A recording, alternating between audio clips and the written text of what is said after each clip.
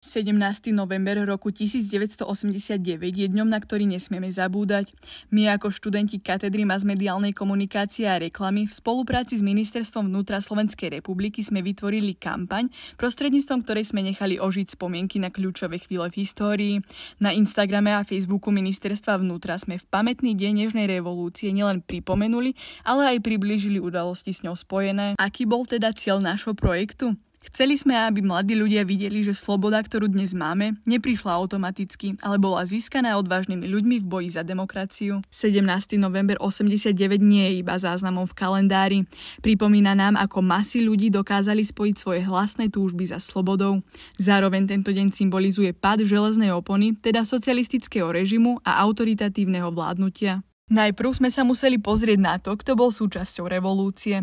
Do československých ulic sa v tom období postavilo mnoho mladých študentov, akademikov, ale aj umelcov či iných aktivistov, ktorých spájalo jedno – viera v lepšiu budúcnosť. Práve táto myšlienka nás inšpirovala pri tvorbe hlavných pilierov nášho projektu. Kľúčovým prvkom kampane tak bolo predstavenie fiktívnej osoby Lenky Nežnej a jej zamatového playlistu. Prečo sme si zvolili takúto cestu komunikácie?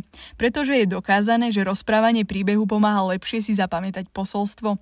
A aby sme vás teraz nezahltili suchými faktami, vstúpte do sveta Lenky. Ahojte, som Lenka a ja som bojovala za našu slobodu prejavu. Začalo to len prejavom nás, študentov.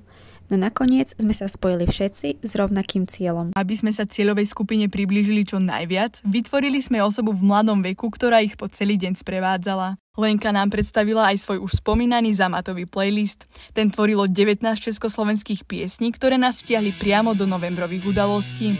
Nechýbala v ňom hymna Nežnej revolúcie, hity Karla Kryla či Marty Kubišovej. Takýmto spôsobom sme chceli poukázať aj na umelcov, ktorí kreovali udalosti 17.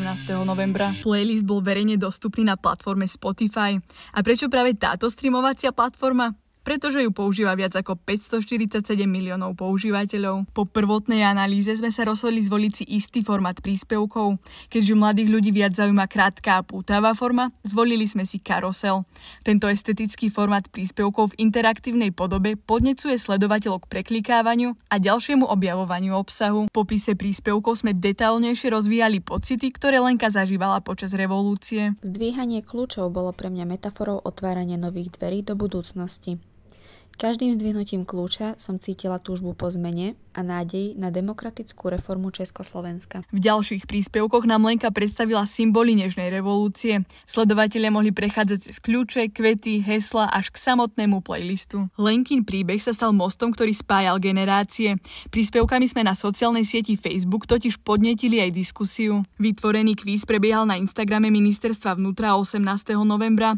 Otázky boli postavené na informáciách, ktoré boli zahrnuté v playliste alebo v príspevkoch. Kvíz pozostával z 8 otázok, kde vždy bola len jedna správna odpoveď.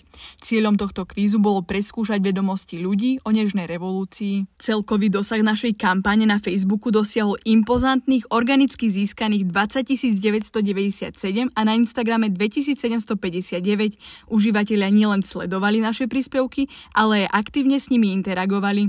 Na Facebooku to bolo 106 interakcií a na Instagrame 89. Príspevok predstavenia Lenky Nežnej bol na Instagrame najobľúbenejší, zatiaľ čo užívateľia Facebooku si najviac obľúbili náš playlist. V prípade kvízu sa nám podarilo získať 2391 zobrazení so 714 odpoveďami. Zabodovať sa nám podarilo aj v mediálnom priestore. Naša kampaň sa dostala do povedomia ľudí prostredníctvom celoplošne známych médií ako Aktuality, Teraz, Netky či Obecné noviny. Dostali sme sa však aj do regionálnych médií ako televízie Nitrička či Nitrianskeho hlásnika. Udalosti Nežnej revolúcie Ministerstvo vnútra pripomína vo svojej kampani, ktorá vznikla v spolupráci s vysokoškolskými študentmi z Univerzity Konštantína Filozofa.